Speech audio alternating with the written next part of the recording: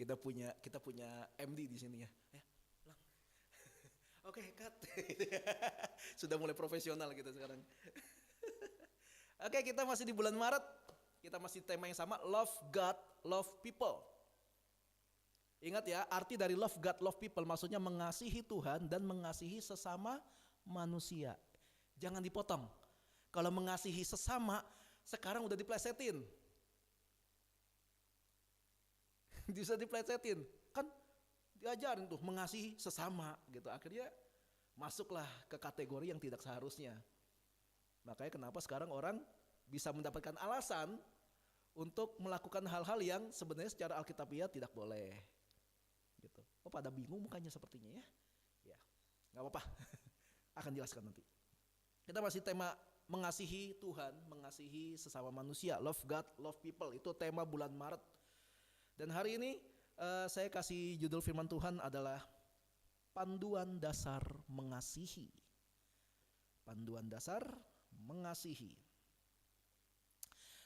Kita kalau beli sesuatu nih, beli barang, yang suka ganti-ganti HP gitu ya, yang suka beli-beli gadget, apalagi sih? Itu kan pasti dapat kotaknya kan. Nggak mungkin dapat barangnya doang. Kita beli handphone baru, iPhone terbaru, iPhone berapa sih? 16, 15, 14? 14 ya. Ya, maklum saya belum punya iPhone itu, jadi ya barang siapa mendengar, ya nggak jadi. Nggak, kita kalau beli HP baru, iPhone aja, wah baru nih, harganya juga harga yang terbaru, kita bayar semua, tapi kita dikasih barangnya hanya handphonenya aja. Kita mau terima nggak? Cuma handphonenya tok, enggak dong. Karena harus ada chargernya, masa handphone ngecasnya gimana? Udah. Jadi kalau kalian dapat handphone dan charger, udah cukup? Enggak dong. Enggak dong. Karena untuk menunjukkan barang ini original, asli dan baru, itu harus secara lengkap. Sampai kotak-kotaknya, sampai packagingnya, masih ada seal, ada segel plastik yang belum dibuka, ya kan ya? Baru menunjukkan kalau barang itu baru, lalu dikasih lihat ada serial number dan sebagainya. Tapi ada satu benda penting dalam setiap barang gadget seperti itu yang orang malas untuk buka. Apa namanya? Manual book. Betul ya? Makanya kenapa ada banyak orang udah punya barangnya udah lama tapi masih nggak ngerti cara pakainya. Kebayang nggak ada orang nanya saya pakai iPhone, iPhone-nya lebih bagus dari saya. Dia nanya cara mute HP gimana sih? Tapi handphone dia lebih baru dan dia udah lama punya handphone itu, tapi dia nanya cara mute HP gimana? Agak aneh kan? Kenapa gitu? Karena dia nggak baca manual booknya. Makanya barangnya udah ada, tapi nggak pernah ngerti cara pakainya. Karena tidak membaca manual book atau buku panduan. Buku panduan. Dan kita kalau lihat di jalan-jalan, orang yang suka, saya naik motor di lampu merah misalnya gitu ya. Itu suka ada orang yang, saya kalau berhenti itu benar-benar di belakang garis zebra cross kalau merah. Nah itu ada aja tuh orang-orang, woi majuan lagi tuh, boleh, tunggu di bawah kolong jembatan, woi boleh.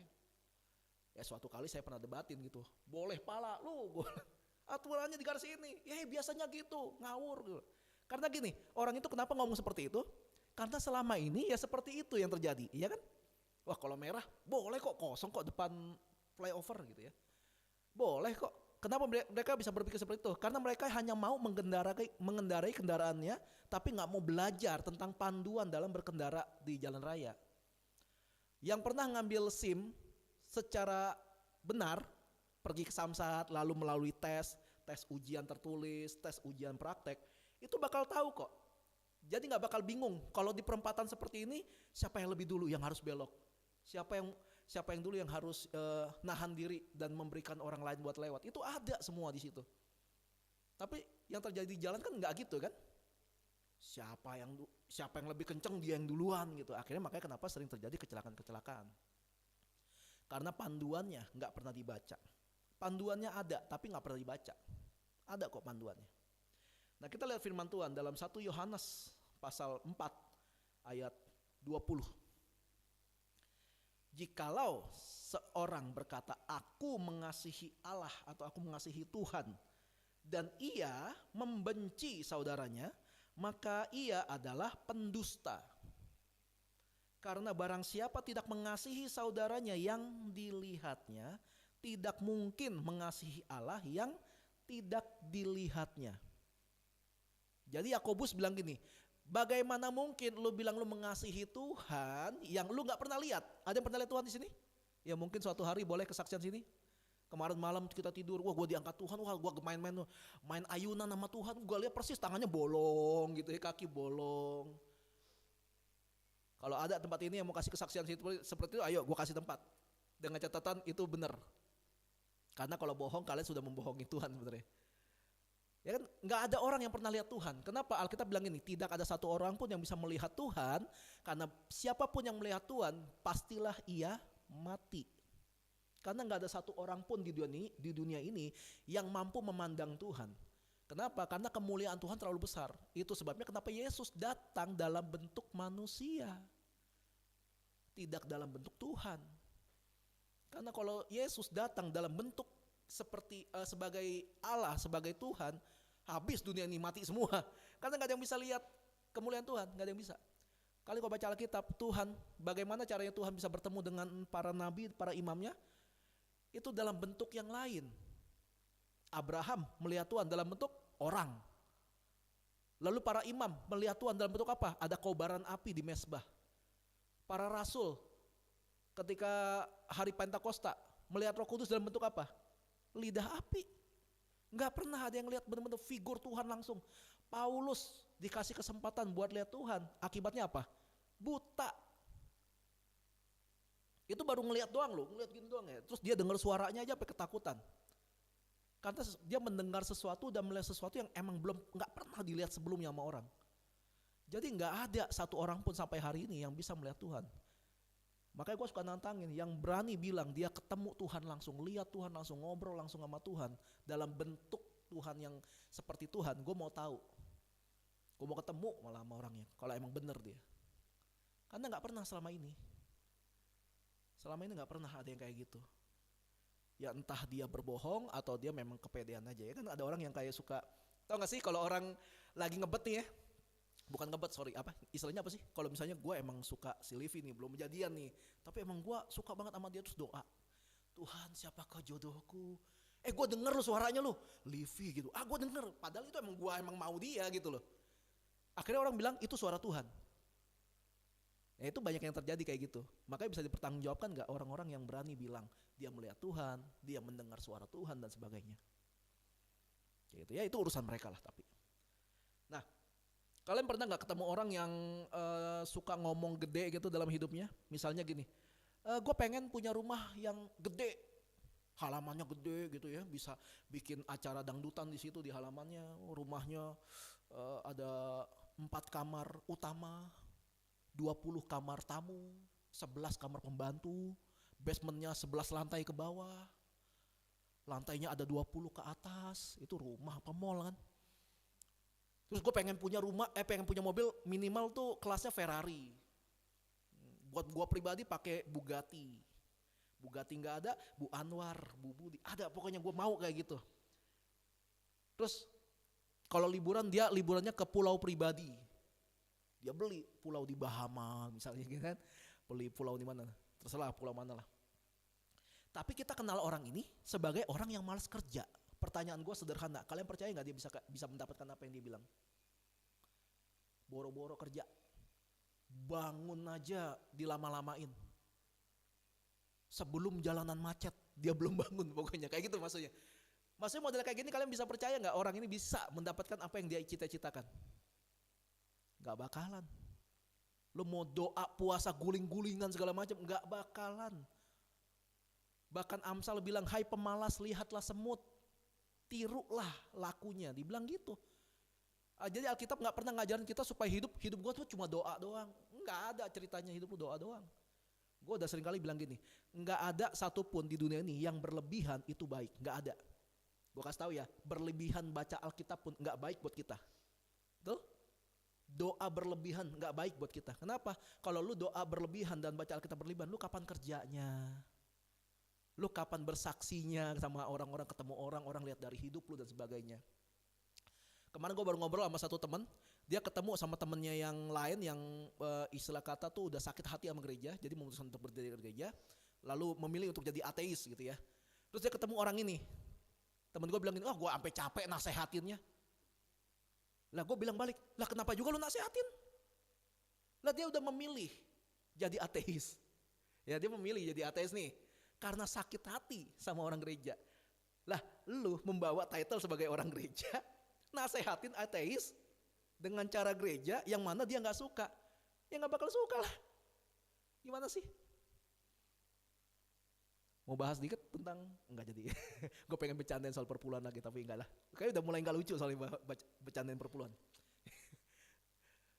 Jadi kayak gitu loh. Gue bilang sama dia, ya iyalah ngapain nasehatin. Lu ketemu orang, bangun hubungan, sosialisasi. Jangan jadi hakim. Jangan jadi hakim. Kalau emang orang ini gak pernah mau dengerin lu, dan lu merasa gak cocok sama orang ini, ya jangan temenan sama dia, selesai kan? Ya dong? Selesai dong. Kalau misalnya orang kita gak cocok sama orang ini dalam sekali ngomong aja kita sebel melulu, ya udah jangan temenan sama orang kayak gini, selesai. Mungkin dia akan lebih cocok temenan sama orang yang lain, yang gak tahu siapa, tapi mungkin bukan sama kita pokoknya. Nah balik lagi, orang yang cuma ngomong doang pengen begini, pengen gitu banyak sekali. Tapi malas kerja, kita pun bisa menilai kan orang ini gak bakalan bisa dapetin itu semua. Makanya ada pepatah lama bilang gini, kasih tunjuk gua temen lu, 5 temen lu, dan gua bakal kasih lihat masa depan lu. Ya ada setujunya juga. Karena ada beberapa orang yang kayak gini, tenang, kita harusnya mempengaruhi orang, bukannya dipengaruhi. Akhirnya bikin ibadah ke diskotik. Gak ada tempat yang lebih bener apa buat ibadah? Kenapa malah kita yang nyemplung ke diskotik, maksud gua gitu loh. Kenapa kita yang nyemplung ke diskotik? Kenapa gak bawa orang-orang ini ke gereja? Tahun lalu tuh ada tahun paling aneh. 2 tahun lalu ada tahun paling aneh dalam dunia kekristenan. Gue pernah ngomong ini waktu di undang khotbah di gereja lain. Gue bilang gini, orang kalau mau belajar tentang Al-Quran, mereka kemana? Masjid. Orang pengen belajar tentang Dharma gitu, tentang Buddha dan sebagainya, mereka ke wihara. Orang mau belajar tentang Dewa Brahmana, Wisnu, Siwa, mereka ke pura. Orang-orang pengen belajar tentang Yesus Kristus, mereka kemana? Holy Wing. Holy Wingnya gak salah, emang itu tempat diperuntukkan untuk ya mabok barangkali kan, party. Malah bikin gereja di sana. Buat gua nggak tepat ini. Kalau lu punya duit segitu banyak untuk menyewa Holy Wing, kenapa lu nggak pakai buat bangun gedung lu sendiri di sebelah Holy Wing, katakan kayak gitu loh maksud gua. Kenapa mesti ke Holy Wing sih? Ya nggak usah pakai nama lah Holy Wing. Holy Wing udah tutup kan ya? Nggak usah. Kenapa harus ke tempat-tempat di mana orang party? Dan kita tahu tempat situ nggak mungkin cuma minum, apalagi dengan sekarang pergaulan bebas yang nggak perlu ditutup-tutupin lagi. Kalian bisa lihat di YouTube orang dengan gampangnya, lu kalau party ngapain aja, ketemu sama siapa aja dan sebagainya. Kalian bisa temuin mereka dengan enteng bercerita apa yang mereka lakukan di klub-klub seperti itu. Lalu gereja hadir, buka ibadah di sana. Pagi haleluya gitu. Malamnya hahaha gitu kan. Lu nggak merubah apapun. Lu cuma bikin setruman kecil, gak ngerubah apapun. Balikin dong identitas kekristenan. Kalau mau belajar tentang Tuhan Yesus, bawa mereka ke gereja. Kan kita ini adalah gereja. Ya itu tahu kita ini gereja. Ngapain lu rusak lagi? Ngapain lu aneh-aneh lagi? Itu kayak lu masak sayur asem, tapi lu taruh jahe banyak banget di dalam itu. Jadi aneh, tahu gak sih? Jadi aneh. Bumbu yang tidak seharusnya ada di sayur asem gitu. Ngerti gak? Jahe itu tempat yang lain gitu loh. Semua ada tempatnya, semua orang bisa memilih. Kalau orang-orang yang kita ajak ngomong memilih untuk gak mau ikut Tuhan, ya udah selesai. Selesai. Cari lagi orang yang lain. Kayak gitu. Sama kayak orang yang pengen jadi pembalap motor. Gue pengen jadi pembalap motor profesional. Naik sepeda aja takut. Ayo lu pasti bisa, katanya mau jadi pembalap motor. Bisa, nggak mau, ntar jatuh lecet lagi. Ya dia pengen jadi pembalap profesional, takut lecet. Beraninya cuma naik motor di time zone. Ya nggak bakal bisa lah jadi pembalap. Next. Dalam mengikut Tuhan, dalam mengikut perkristenan, Ibu, the next Bu.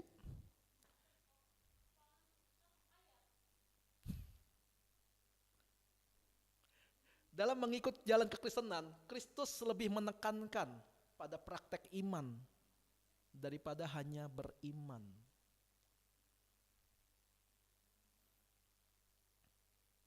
Sekali lagi, dalam mengikut jalan kekristenan, Kristus lebih menekankan pada praktek iman daripada hanya beriman.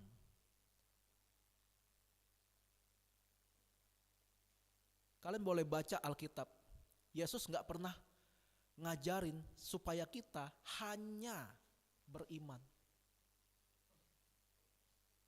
Tapi selalu ada praktek. Makanya di akhir pelayanan Yesus sebelum Yesus naik ke surga, dia ngomong kayak gini, pergi, jadikan semua bangsa, pergi.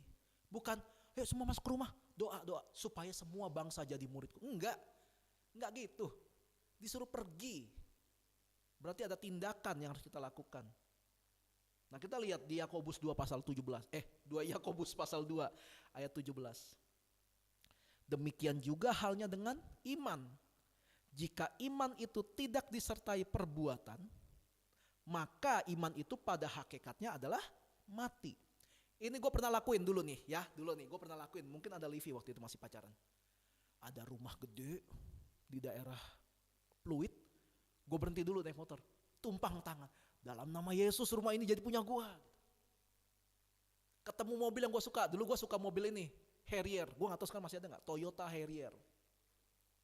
Gue gak tahu masih ada apa enggak itu mobil ya. Tapi dulu tuh wah itu mobil keren banget. Ada yang diparkir mobil Harriernya, gue tumpang tangan. Dalam nama Yesus, mobil Harrier jadi punya gue. Sampai akhirnya punyalah gue mobil, Daihatsu Ayla. Jauh dari Harrier. Itu membuktikan apa? Membuktikan tindakan gue itu bodoh, maksud gue gitu loh.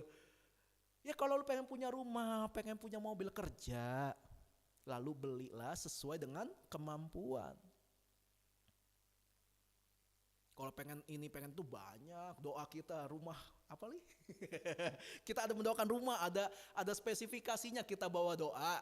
Kita bawa doa dong, urusan terkabul apa enggak kan kita serahkan pada Tuhan. Tapi kan at least kita sebut, Tuhan gue mau rumah yang begini, ada ini gitu. Nanti dapat apa enggak? Tahu. Tergantung Tuhan mempercayakannya. Tapi at least kita sebutin. Kita sebutin hal itu. Kita bisa nyanyi tiap hari. Ku mau cinta Yesus selamanya gitu. Tapi capek dikit enggak ke gereja gitu ya. Mager dikit enggak ke gereja. Hujan enggak ke gereja takut sakit. Ya kan kata orang tua kan, hujan-hujanan melulu, sakit lu ntar kan gitu ya. Tapi giliran buat yang lain, capek dikit gak apa-apa. Mager, tetap dijabanin. Hujan diterobos. Banyak kan yang kayak gini? Emangnya Tuhan bakal percaya kalau kita mengasihi Tuhan? Kalau kayak gitu prakteknya. Emangnya kita pikir Tuhan itu pajangan gitu, Tuhan gak punya perasaan. Kita kok bisa lihat ayat-ayat firman Tuhan tuh di mana Tuhan bisa murka, Tuhan bisa marah. Dan dikatakan firman Tuhan juga Tuhan bertindak sebagai hakim. Nah, dia mutusin dong. Tuhan gue kan pelayanan ini segala macam. Gue gak pernah bolos ibadah. Gue pelayanan terus. Gue capek gini. Sampai pingsan gue bantu gini. Tapi pada akhirnya kalau Tuhan gak berkenan. Firman Tuhan bilang apa? Saya gak kenal kamu. Dia bilang gak kenal. Karena kita merasa kita sudah melakukan banyak buat Tuhan. Tapi yang kita lakukan salah. Ini pun akan jadi introspeksi gue sendiri gitu loh. Gue pun akan introspeksi diri dalam hal ini. Karena gue di posisi yang lebih serem. Minggu lalu, kok Andrew udah cerita kan, udah khotbah kan, dia bilang gini, kita nih hanya di Kristen. Hanya di Kristen. Kalau kita berbuat salah, orang ngomong kayak gini, ih Kristen kok gitu. Tuh si Vivi tuh di bank tuh misalnya, marah-marah misalnya, marah. Tapi padahal memang dia yang salah misalnya, dia yang salah, si Vivi marah misalnya gitu, marah gitu. Terus orang bilang, ih Kristen kok gitu. Kalian nggak akan pernah menemui ada orang bilang, di Buddha kok gitu. Nggak ada yang kayak gitu tuh, nggak ada yang kayak gitu. Aneh ya, hanya di Kristen. Dan orang kayak saya dapat tambahan. Pendeta kok gitu lah.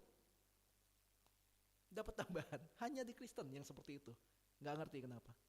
Makanya kenapa gue lebih aware lagi. Gue udah bener belum ya ngelakuin kayak gini. Gue udah bener belum sih ini kayak gini-gini nih, ya repot segala macam nih. Gue pernah sampai waktu mulai awal-awal pandemi ibadah online, gue pernah sampai agak marah-marah sama Livi. Padahal Livi cuma nanya gitu. Cuma karena capek menumpuk di gue, ketika dia nanya dikit, gue lagi malas mikir. Akhirnya gue marah sama dia. Harusnya gue gak marah. Dia kan cuma nanya. Harusnya jawab aja. Nah, kalau gue rajin pelayanan seperti itu, tapi gue selalu kasar sama istri gue berani jamin Tuhan gak berkenan sama pelayanan gue. Buat apa pelayanan ini bagus, tapi rumah tangga hancur? Buat apa? Buat apa kita pelayanan bagus, kerjaan korupsi melulu gitu. Tapi bukan berarti rumah tangga bagus, kalau gitu gak perlu pelayanan. Kerja kita gak korupsi, berarti gak usah pelayanan. Gak gitu juga gitu loh. Jangan bikin aturan yang aneh-aneh.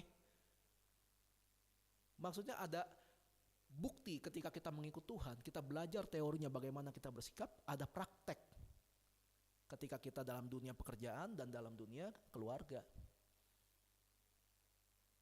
Atau pacaran. Kita bisa ngomong sama pacar kita gitu ya. Anyway, saya sama Livi masih pacar. Saya udah bilang sama Livi, wah kita nanti nikah, kita akan tetap pacaran. Jangan udah kelar nikah gak pernah pacaran. Nah udah nikah masih pacaran, malu. Ya enggak, justru karena udah nikah. Makanya pacaran terus. Sampai maut memisahkan. Tetap pacaran gitu ya. Jadi gak ada, di kita gak ada istilah mantan pacar tuh gak ada. Hanya saja pacar yang sudah berubah status.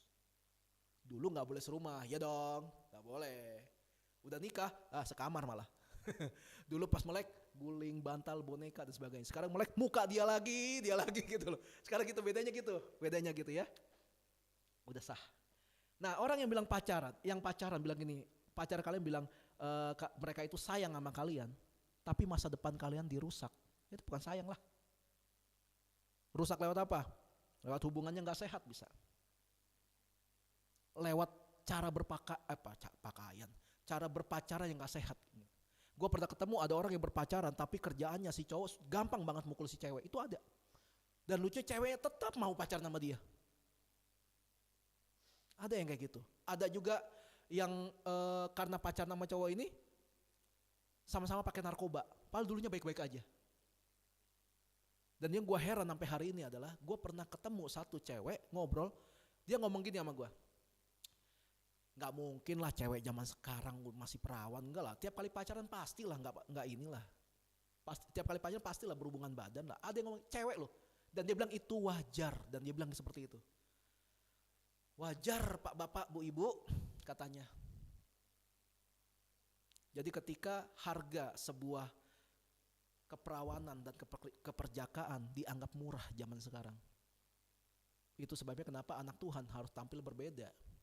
Tapi bukannya jadi lebih parah gitu loh maksudnya. Tampil berbeda tuh justru jadi lebih baik. Mungkin gak kita bisa jaga hidup kayak gitu? Mungkin banget.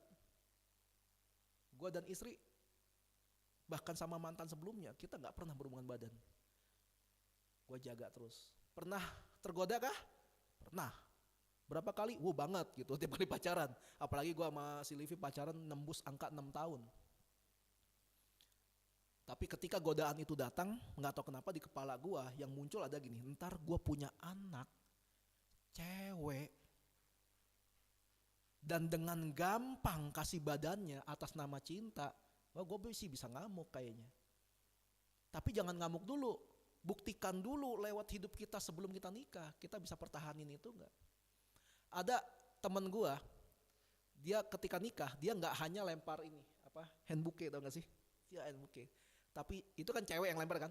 Nah kalau cowok dia ngelempar ini ada gelang khusus dia buat. Itu namanya gelang keperjakaan. Dia akhirnya bertahan, tetap perjaka sampai dia nikah. Dia waktu married dilepas, dilempar juga. Ada kayak gitu. Nah itu sebuah komitmen juga. Mungkin gak kita bisa kayak gitu? Mungkin banget lah. Mungkin semua pilihan kok. Semua pilihan. Seperti kayak tadi teman, kalau kita berteman sama orang yang nggak pernah masuk gitu sama kita, nggak pernah masuk ke mereka, mereka nggak pernah masuk ke kita, bahkan kata-kata yang selalu cenderung nyakitin hati kita dan sebagainya, ya kalau emang gak cocok seperti itu, cari teman yang lain. Kenapa harus dipaksa kita supaya bisa diterima, gitu. Ya kecuali kalau kita yang salah ya. Kalian ngumpul sama orang yang rajin sedangkan kalian malas, ya nggak bakal nyambung lah. Tapi kalau kalian ngumpul sama sesama pemalas, hancurlah hidup kalian kalau kayak gitu. Contoh sederhana gini, mungkin kalian kenal nih, mungkin adik kalian atau ponakan kalian, pokoknya masih kecil, terus kalian suruh dia melakukan sesuatu. Contoh gini, Hansel kan punya ponakan tuh, yang selalu jadi bulan-bulanannya Hansel. Enggak, ada ponakan. Misalkan gini, gue nggak tahu ya ponakan dia kayak gimana kelakuannya, tapi ini contoh doang. Misalnya si Hansel iseng lah bilang, ambilin minum dong. Terus dia jawab gini, oke, gitu. Tapi lu tahu, ini ponakan lu nggak bakal ngambil. Lu tahu, biasanya suka jadi game kan. Ambil minum dong, oke, lihat nih, pasti dia nggak ambil. Nah suka ngomong gitu kan, lihat nih, pasti. Kenapa? Udah tahu dia nggak bakal ambil. Lu cuma iseng doang, ambilin minum dong. Lalu akhirnya ngomong sama orang lain, lihat nih, pasti nggak ambil. Gitu. Dan benar dia nggak gerak kan akhirnya kan. Mungkin nanti ada yang jawab gini, ya wajar lah, dia nggak mau ambilin, dia lagi seru main HP, lu malah suruh. Dia lagi seru main game, lu malah suruh. Ya pantesan lah. Tapi bukankah itu jawabannya ya? Bukankah itu jawabannya? Lagian dia lagi seru main HP, lu malah suruh ambil minum. Nah jawabannya kan itu. Berarti artinya HP-nya lebih penting daripada lu. Iya dong. Gue punya anak nih ntar nih. Ya bukan maksudnya mau jadiin dia pembantu, enggak. Ya kadang-kadang sampai kan kita suka mau melihat, anak kita nurut gak sih gitu kan. Kalau misalnya gue panggil, gue suruh ambilin tisu dong buat papa misalnya gitu. Oke, tapi dia gini terus. Bukankah kita jadi orang tua, kita jadi cemburu. Ini anak kok lebih rajin sama handphone daripada sama orang tuanya. Ini anak kok lebih rapat sama babysitternya daripada sama orang tuanya. Bukankah nanti orang tua malah jadi gitu kan? Ya, jadi dari sini aja kita bisa lihat gitu ya. Kalau ternyata kita melihat, dia mah lebih dekat sama HP-nya. Akhirnya gue mau tanya nih, sesayang-sayangnya kalian sama anak ini, kalau kelakuannya kayak gini terus, kira-kira kalian masih bisa pertahanin sayangnya kalian gak sama anak ini? Susah kan? Kalau kasusnya orang tua sama anak sih marah orang tuanya pasti. Tapi kalau kayak statusnya bukan anak, kayak mendingan gue sayang sama orang lain aja lah yang lebih nurut gitu kan. Kenapa? Orang ini lebih mendengarkan kita, yang ini iya doang tapi gak jalan. Bukan nopi ya maksudnya ya gimana dong gitu ya, kiri kanan ada orang gitu loh maksud gue. Ya gini. Nah tapi gini, kalau kalian ngelihat ponakan kalian atau siapapun anak kecil sudah seperti itu, dan kalian tetap mau kasih yang baik-baik terus sama anak ini, itu artinya kalian bodoh. Bukan soal untung rugi, bukan karena itu. Karena kalian akhirnya membantu anak ini untuk tetap hidup dalam kesalahannya. Kalian gak didik dia, harusnya anak seperti ini dididik supaya dia bisa mikir dan bertindak lebih benar. Kemudian rasa sayang kalian akan lebih naik buat anak ini, karena anak ini akhirnya berjuang buat dengerin gitu. Karena ada perjuangan yang dilakukan dari anak ini buat kalian. Contoh ya, si Liv ini punya ponakan. Liv punya ponakan 4. Ini 4 ya. Dia punya ponakan 4. Nah, keponakannya yang nomor 3 ini cengeng minta ampun. Dan dia memakai nangisnya jadi senjata. Kalau dia gak dapatkan apa yang dia mau, wah nangis guling-gulingan segala macam. Neneknya udah capek denger dia kayak gitu, akhirnya dikasih terus. Akhirnya tiap kali dia gak dapetin sesuatu yang dia mau, nangis melulu. Suatu hari orang tuanya tidak ada di rumah, tapi anak ini ada anak ini, ada neneknya juga. Terus gue liat nih anak minta HP neneknya, nggak dikasih, guling-gulingan. Langsung akhirnya gue panggil lah neneknya dia tuh. Nek sini, enggak, nenek itu mah mertua gue gitu ya. Maksudnya gitu. Akhirnya gue bilang gini sama mamanya Livi. Mah, mama jangan ini ya, jangan ini ya. Saya latih dia ya, saya didik nih. Anak ini ngambil HP neneknya, diambil, gue ambil balik HP-nya. Gue bilang, minta yang bener. Nangis, ke lantai, guling-gulingan, wah biarin. Tapi gue sambil ngecek, ini anak guling-gulingan kepalanya nanti kepentok tembok atau apa, gue perhatiin, tapi gue biarin. Nah, mamanya si Livi udah kayak, aduh udah kasih aja, enggak, kebiasaan ntar, kebiasaan gue.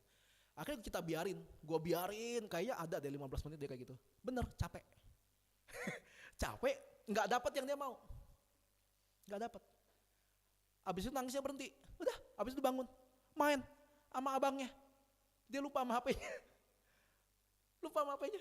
Terus abis itu datang nyamperin gua, malah deket. Terus liat-liat HP neneknya. Mau? Tanya dong. Manggilnya apa sih? Lupa. Ama ya, manggilnya Ama ya. Minta dong sama Ama. Boleh nggak pinjam? Ama HP katanya boleh. Oh boleh ya udah baru dia main. Setelah itu sorenya, nah gue pikir anak ini kan udah mulai ini kan, udah mulai ngerti kan. Kalau ama gue lu jangan macam-macam lu, ama gue lu jangan coba nangis-nangis. Akhirnya dia karena udah ngerti, dia mintanya baik-baik. Terus selesai main, ini yang menarik. Selesai main, nggak tahu kamu ingat apa enggak? Dia kasih HP-nya ke amanya. Ama, kagak digeletakin di ranjang. Nggak tahu kamu ingat apa enggak? Nah gara-gara itu, gue ajak anak ini ke minimarket itu tuh, yang nggak pernah hadir di wedding orang tuh, Alfamart. Nggak pernah hadir di wedding orang. Gue ajak lah ke sana, sampai ke Alfamart. Lari sana lari sini, dia nggak pernah ke tempat yang selain rumahnya. Akhirnya gue bilangnya, ayo beli, mau apa? Gue bilang beli. Kenapa gue bilang gitu? Bukan karena gue kaya, enggak. Tapi karena gue tahu anak kecil milih barang yang dia mau pasti murah-murah. Iya permen, coklat, ya elah. Coba gue ajak Hansel, pilih kulkas, TV, wah gak mahal itu. Gak, karena anak kecil gue tahu lah bebannya berapa. Nah gara-gara itu sampai hari ini anak ketemu gue gak pernah nangis lagi. Nempel malah sama gue. Jadi apakah sebuah didikan yang tegas itu sebuah hal yang jelek? Enggak. Sampai hari ini terakhir ke rumah dia pun dia enggak nangis. Karena didikan yang benar kadang-kadang agak menyakitkan memang. Tapi hasilnya kita punya hubungan yang baik sama orang ini. Bayangin Tuhan kita, dia tahu nih tanpa ketaatan mustahil orang berkenan sama Tuhan. Tuhan tahu. Dan tanpa perkenanan Tuhan mustahil orang pada waktunya nanti bisa bersama-sama dengan Tuhan. Makanya Alkitab bilang barang siapa dikasihi Tuhan, dia akan ditegur dan dihajar. Dia akan ditegur dan dihajar. Kenapa? Kalau enggak ditegur dan dihajar, orang ini akan jatuh lebih parah. Makanya kalau diperlukan, orang ini akan ditegur dan dihajar. Itu caranya. Gue belum punya anak sampai hari ini, tapi bukan berarti gue nggak tahu cara ngedidik anak. Gue udah jadi guru preschool sampai 3 sekolah. Anak yang nangis sampai mimisan gue hadepin. Akhirnya sekarang keluarnya ingus, bukan mimisan, bukan darah. Enggak. Akhirnya anak ini jadi dekat sama gue. Gue udah hadepin anak yang kayak gitu. Gue udah hadepin anak yang tiap kali ke sekolah kurang ajar. Gue udah hadepin. Makanya gue gak perlu tunggu punya anak baru ngerti cara ngedidik anak. Enggak perlu. Itu yang gue lakukan. Nah, untuk bisa dikasihi Tuhan, saya kasih tips akronim. Tahu akronim? Itu misalnya kayak gini. Ayo kita bikin akronim dari nama orang. Hansel, H, gitu. Apa gitu kan. Nah kayak gitu tuh. Itu akronim namanya. Oke?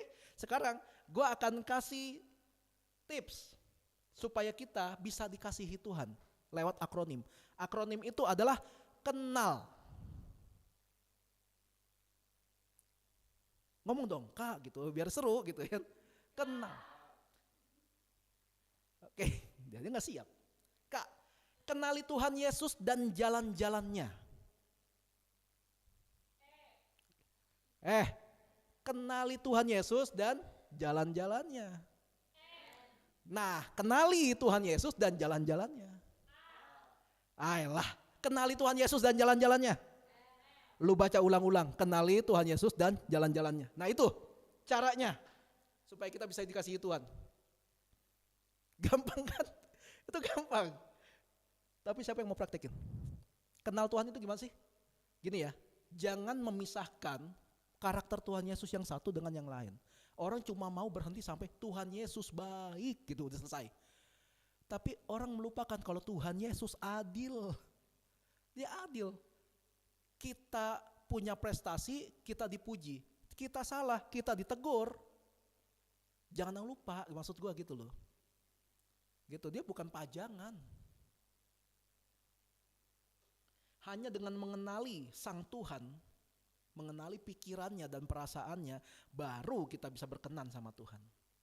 Tanpa pengenalan yang baik tentang Tuhan, semua tindakan kita pasti salah. Karena penuh dengan cengli-cengli tak berdasar. Tuhan pasti ngerti lah. Tuhan pasti ngerti. Kapan lagi Tuhan ini? Pasti ngerti lah.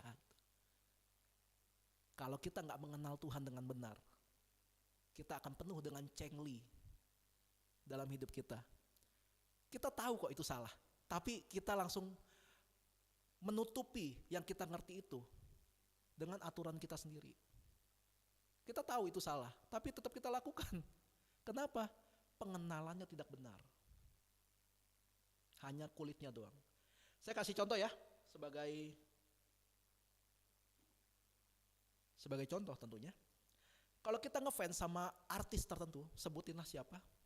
Gue sendiri nggak tahu, gue sebenarnya nggak ngefans apa enggak sih sama artis ya. Karena gini, gue kadang-kadang cuma suka sama artis ini karena mungkin actingnya bagus, atau mungkin karena suaranya bagus. Gue bisa sebutin artis yang gue suka, tapi apakah gue ngefans apa enggak? Karena gini, gue cuma cukup sampai di sana. Gue nggak mau tahu dia lahir kapan, di mana, orang tuanya siapa, anaknya siapa, adik kakaknya siapa, pernah kerja apa, sekolah apa aja. Gue nggak peduli gue. Gue cuma suka karyanya. Gitu. Jadi gue nggak tahu apakah gue termasuk fans apa enggak, gue nggak tahu. Tapi gue tahu Yesus lahir di mana, gitu. Karena gue ngefans sama Tuhan Yesus, gitu ya. Nah, kalau kita ngefans sama artis tertentu, kita tahu nih sampai tanggal lahirnya, ya. Tiap kali dia ulang tahun, kita ucapin di sosial media. Padahal artis itu juga nggak peduli sama hidup kita, gitu ya. Tapi tiba-tiba kita ngucapin, gitu. Tapi kita peduli banget sama artis itu. Lalu kita bahkan tahu nama-nama anggota keluarga si artis itu. Artis itu misalnya, nggak usah. Nanti salah gue, nanti serbu lagi gue sama fansnya kan. Bahaya. Kita tahu lagunya, kita tahu film-filmnya, dan sebagainya. Kita tahu semuanya. Si Livi pernah ngefans, mungkin sampai hari masih ngefans. Siapa sih namanya? Yang main film Hometown Cha-Cha-Cha. Ya, Sun Ho. Ini respon, sekali-sekali gue pernah lihat si Livi sampai ada terbawa emosinya. Ketika Kim Sun Ho dapat kasus yang soal dia sama pacarnya itu yang aborsi. Yang sampai di Domino Pizza menghapus iklan yang ada Sun Ho-nya, lalu ada whitening segala macam, hapus. Ikutan marah dia. Jahat banget sih itu sampai gitu. Terus gue tanya balik, emang kenapa, itu kan berita, maksudnya kan juga nggak tahu itu bener apa kagak gitu kan. Tapi dia ikutan terbawa, emosinya terbawa gitu. Itu karena fans. Ya, untunglah dia nggak bikin petisi ya. Tanda tangan Sun Ho tidak bersalah, dia nggak bikin apa gitu, nggak sampai sana. Nggak, sampai situ doang. Nah kalau gue pribadi baca berita kayak gitu kayak, gitu, wah gitu aja selesai udah gitu loh. Nggak yang sampai gue bikin status story pray for Sun Ho, kagak sampai gitu gue. Kagak sampai gitu gue gitu loh. Nah kita tahu semua tentang artis yang kita follow, yang kita fans. Disclaimer ya, gue tidak anti kalian ngefans sama artis. Enggak, sama sekali enggak anti. Kadang-kadang kita butuh figur memang, ya. Oke? Itu disclaimer. Nah, kita tahu semua tentang artis ini, sampai kedalamannya semua. Kita tahu semua. Cuma yang lucu adalah gini, Giliran ulang tahun temennya atau bahkan keluarganya, bodo amat dia. Kalaupun ngucapin, palingan dia cuma ketik HBD GBU. Selesai. Lain kalau yang buat artis, yang boro-boro kenal kita, tahu tahu kalau kita ini hidup apa enggak juga dia nggak peduli. Gue ngeliat ini sebagai hal yang aneh memang.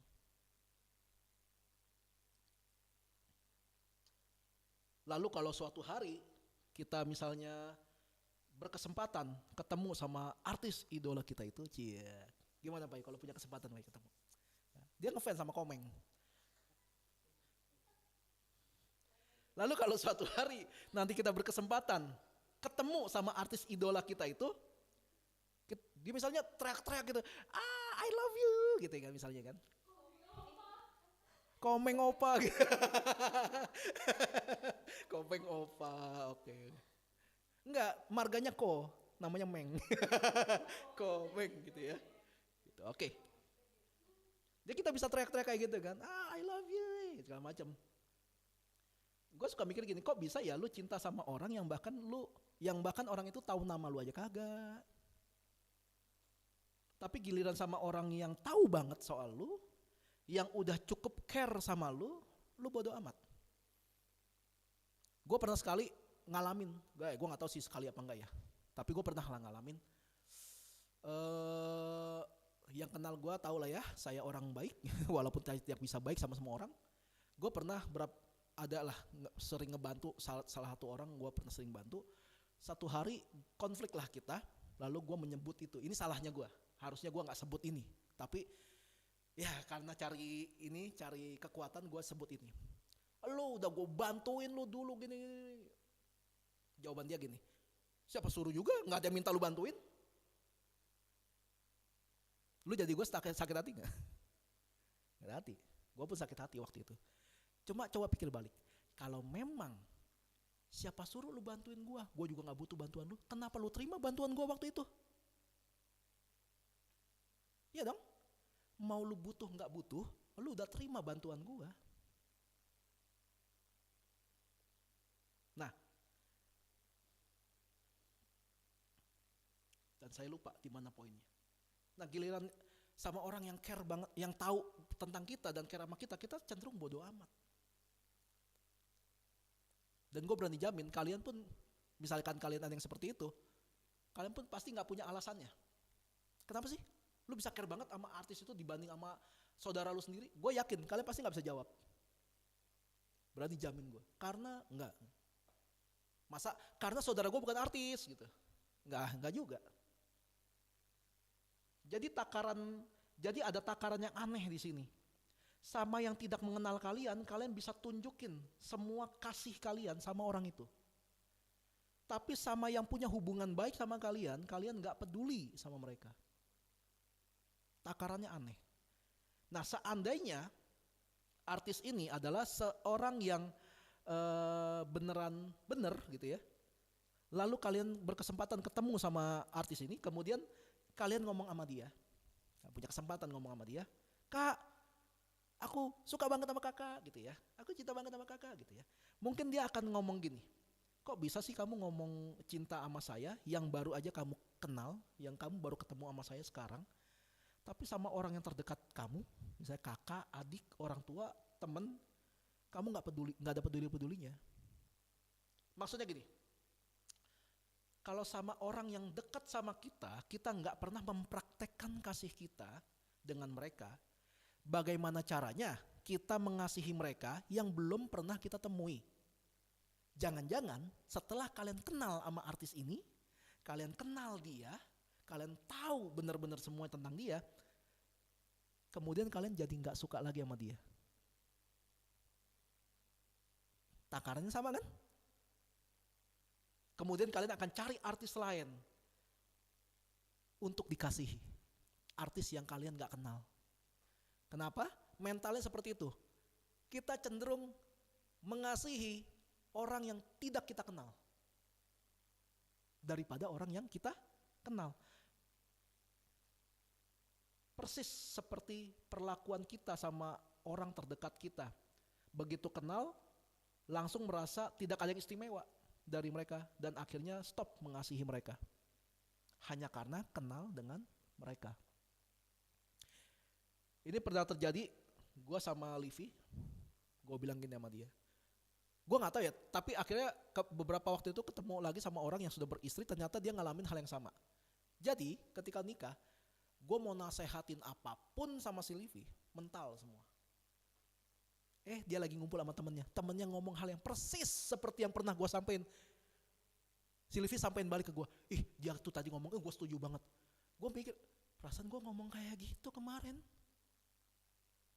Tapi kalau orang lain yang ngomong, lo ditanggapin. Dulu kita pernah ribut kayak gini. Sekarang mah, masih ya? Enggak. Sekarang udah beda, kita udah beda. Saya udah cerita kemarin, kita udah nikah, udah jalan 10 tahun. Dan saya baru ngerti caranya bersikap sebagai seorang suami di usia pernikahan kita yang ke-8. Jadi mundur dari tahun itu, kita cukup rajin berantem untuk hal-hal yang sepele seperti itu. Dan kita masih baru lah buat saling ngerti. Dan ternyata bukan cuma dialami sama gua, enggak. Ada suami yang lain ngerasa hal yang sama. Saya cuma tepuk dia. Sabar ya. Semua suami di seluruh dunia mengalami hal yang sama seperti yang kamu alami. Kayak gitu. Entah kenapa gitu, tapi seperti itu. Seperti yang kata Yesus bilang, tidak ada satupun nabi yang dihormati di tempat asalnya. Kalau kalian baca lebih jelas lagi ayat ini, kapan orang-orang Nazaret menolak Yesus? Ketika mereka sadar kalau mereka kenal Yesus. Mereka langsung lupa tuh Yesus bisa bikin mujizat, Yesus bisa bangkitin orang mati, Yesus bisa sembuhin orang sakit. Mereka lupain. Hanya karena apa? Karena ngerasa kenal. Aneh gak sih? Aneh banget loh. Kalau di sini mungkin contohnya adalah gue bakal bilang gini, Hansel mah jadi pengusaha mah gak ada apa-apa aja. Apaan kayak gitu. Nih pengusaha yang hebat itu Renat Kasali, Raymond Chin. Nah itu semua orang yang gue gak pernah temui. Gue gak kenal. Tapi hanya karena gue kenal Hansel, gue ngomong kayak gitu. Kenapa? Karena gue selalu ketemu dia. Gue anggap dia setara sama gue. Dan gue kasih tahu itu adalah pemikiran yang salah. Gue sampai hari ini coba memaksimalkan siapa yang ada di sini. Kalau memang ada kebutuhan gue yang bisa dipenuhi sama anak-anak tempat ini, gue bakal pakai anak-anak sini dalam semua hal ya.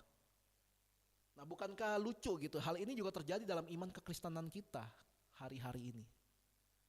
Ketika orang mulai merasa mengenal Tuhan, tiba-tiba yang dulunya selalu berapi-api melayani Tuhan, sekarang alasannya tuh banyak ketika melayani Tuhan. Lalu suka memakai kalimat seperti, ya Tuhan kan kasih, dia pasti ngerti lah. Nah Pak Bapak, Bu Ibu, kalau saya nih sekarang pakai takaran yang sama seperti itu, hari ini saya bakal bangun jam 12 siang. Karena dari kemarin saya kurang tidur.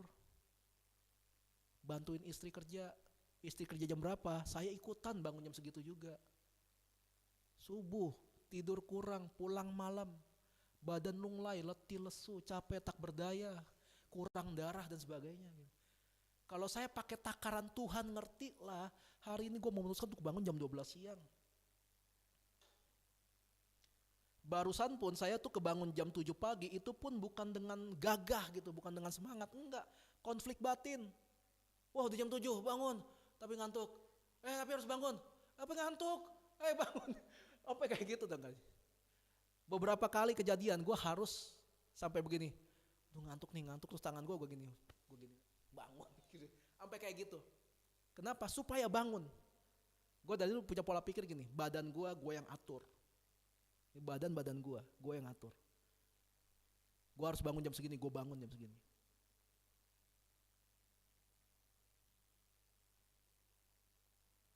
Jadi gue pun bangun hari ini, gue harus paksa badan gue buat bangun. Gue harus segera naik ke sini buat lantai ini, buat beresin semua. Karena kalau gue tetap stay di bawah, gue akan tidur di bangku. Gitu. Doa pagi dulu ya, doa pagi di bangku. Tuhan Yesus, gue harus segera naik. Itu yang harus gue lakukan, gue paksa diri gue. Gue paksa diri gue untuk mengasihi Tuhan sama jemaat-jemaatnya, beresin ruangan sebagainya gitu. Gue harus paksa diri gue. Nah logikanya gini, kalau gue ngerasa kurang tidur dan masih ngantuk, gue bisa tidur nanti siang. Tapi hari ini maksud gue, hari ini tuh kan hari khusus untuk ibadah. Kalau memang gue mengasihi Tuhan, buktiin. Kalau emang gue mengasihi Tuhan, Senin sampai Sabtu gue diberkati Tuhan, gue aminkan itu sendiri. Tapi hari Minggu saatnya gue memberkati Tuhan, masa gue gak mau kasih? Katanya Senin sampai Sabtu setiap kali kerja diberkati Tuhan kan? Berkati Tuhan. Sampai hari ini gue puji Tuhan, gue dapat berkat yang gue belum pernah dapat di tahun-tahun kemarin. Tahun ini berkatnya beda banget. Masa hanya karena gue ngantuk gue mau lalai sama ini? Yang tahu kita ibadah jam 11 bukan cuma kita, tapi juga Tuhan. Masa gue suruh Tuhan nunggu supaya gue gak ngantuk, supaya gue bisa ibadah? Siapa gue? Ini Tuhan sekarang kalau bilang, Firdi banyak bacot, udah napas gue habis gue, gak bisa napas. Tapi gue melakukan ini bukan karena gue takut begitu, enggak, karena gue mengasihi Tuhan. Gue bisa ngelakuin banyak hal buat Livi, karena gue sayang sama dia. Tapi Tuhan jauh lebih gue sayang. Gue udah bilang berkali sama Livi, kamu dalam hidup saya nomor 2, tahu gak? Nomor 1 ya Tuhan. Kamu gak bisa lawan. Gak bisa lawan gitu ya. Kalau ke kantor lu gak mau kesiangan, karena kalau telat bisa kena tegur, bisa kena hukuman sama atasan. Emangnya lu pikir Tuhan gak bisa negor dan gak bisa hukum kita? Akhirnya hari-hari ini gue berpikir gini, kenapa ya selama 7 tahun belakangan gue nikah sama Livi, kok kayak berkat banyak yang tersendat. Akhirnya baru ngerti gue sekarang. Karena gue gak menjaga hidup gue benar di mata Tuhan dalam hubungan gue sebagai suami istri. Gue mau bikin si Livi pokoknya harus tunduk sama gue. Tapi ini orang gak pernah mau tunduk sama gue. Akhirnya gue pakai cara keras. Dan gue lalai sama firman Tuhan. Dan gue pelayanan di gereja. Dan gue ngajar. Tapi kelakuan gue ngadepin si Livi pakai cara-cara dunia ini. Akhirnya gue berpikir pantesan Tuhan gak mempercayakan apa-apa buat gue. Tapi tahun ke-8 semuanya dibukain sama Tuhan ketika gue udah jalanin tugas gue sebagai seorang suami yang benar. Ya gak benar-benar amat, tapi lebih baik lah daripada 7 tahun belakang. Berkat itu mulai kebuka semua. Kita bakal lihat nih, kita lagi ada kebutuhan sesuatu nih. Dan angkanya lumayan. Tapi gue percayalah, kalau memang dari Tuhan, kalau memang Tuhan berkenan kita ngelangkah ke hal yang ini, Tuhan pasti kasih jalan. Tuhan pasti kasih lah. Kalau memang Tuhan berkenan. Makanya kita cuma bawa doa.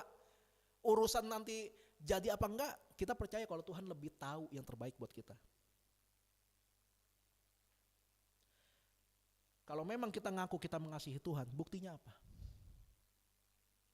Gue pacaran sama Livi 12 tahun, gue bilang gue sayang sama dia, tapi gak pernah dinikahin. Pokoknya kamu percaya aja lah kalau aku sayang sama kamu gitu. Hamil, punya anak, tapi belum dinikahin. Pokoknya percaya lalu sayang sama gue. Gimana caranya sih itu bukti kalau gue sayang sama dia?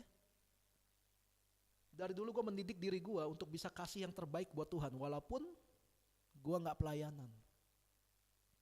Ketika gue gak pelayanan tapi gue terlibat di gereja itu, gue tetap datang awal. Gue bantuin yang tugas hari itu. Gue kadang-kadang gue bantuin susun setting sound system. Kadang-kadang sound system tuh di gereja yang sana tuh tutupannya gede banget. Itu gak bisa sendirian dan soundman cuma 1 orang. Gue tahu nih ini susah nih. Gue tetap datang lebih awal buat bantuin dia buka tutupan sound system.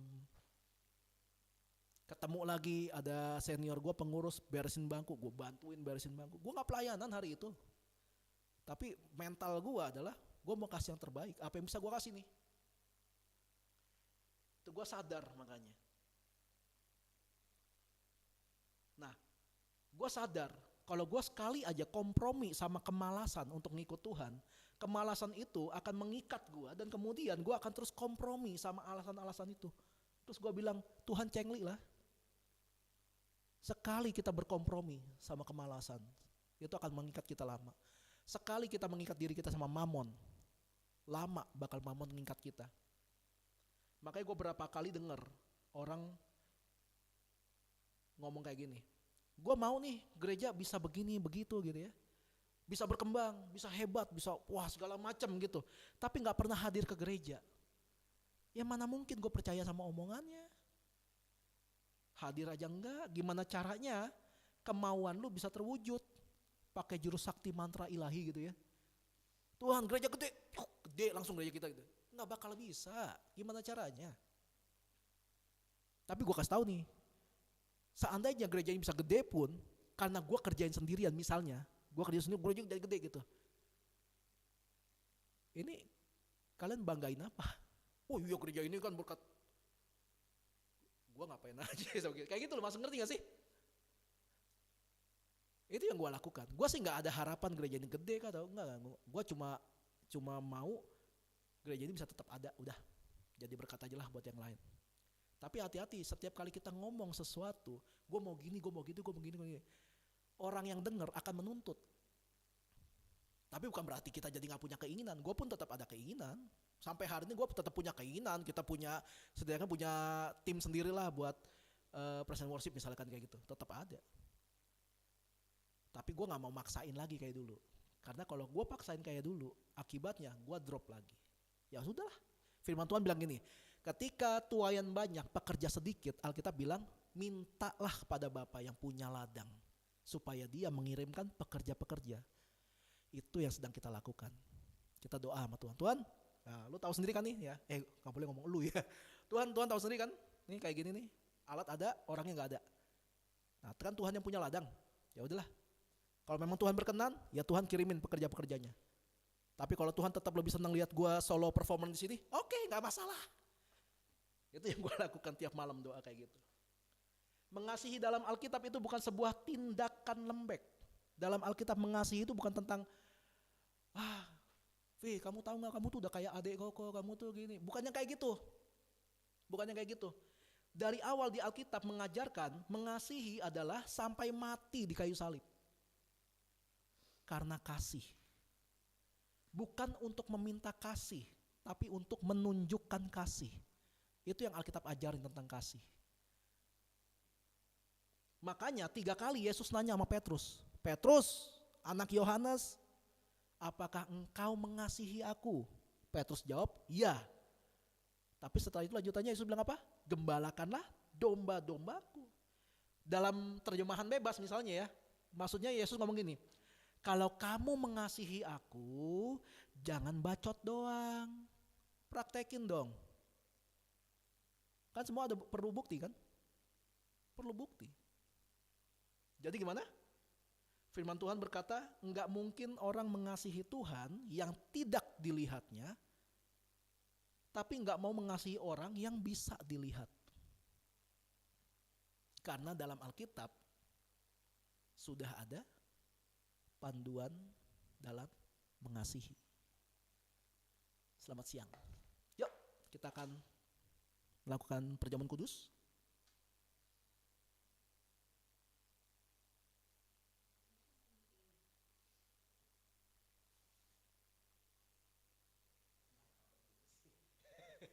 Gak perlu gitu sih.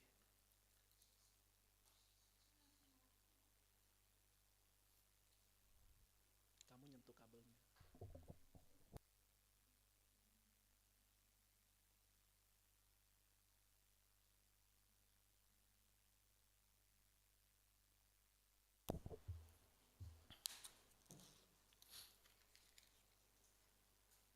Yuk, yang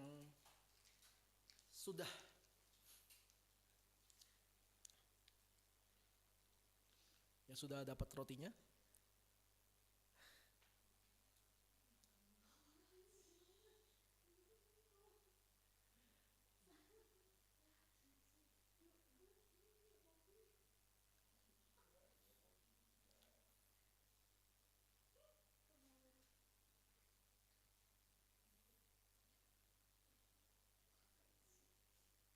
yuk kita akan perjamuan kudus. Kita angkat roti tangan kanan kita. Demikian firman Tuhan. Pada malam ketika Yesus hendak diserahkan, Yesus mengambil roti. Dan sesudah itu dia berkata, inilah tubuhku yang dipecahkan bagi kamu. Perbuatlah ini setiap kali kamu memakannya untuk menjadi peringatan akan aku. Semua yang percaya kalau roti tangan kita adalah mempersekutukan kita dengan tubuh Kristus, kita makan sama-sama dalam nama Tuhan Yesus.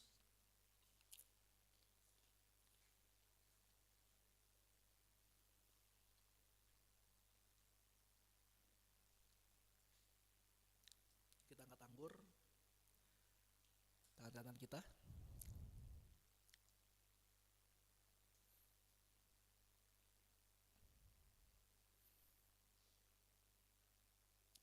Demikian firman Tuhan. Sesudah itu Yesus mengambil cawan anggur sambil berkata, inilah darahku, darah perjanjian baru yang ditumpahkan bagi kamu. Perbuatlah ini setiap kali kamu meminumnya untuk menjadi peringatan akan aku. Semua yang percaya kalau anggur tangan kita ini lambang persekutuan kita dengan darah Yesus, kita minum sama-sama dalam nama Tuhan Yesus.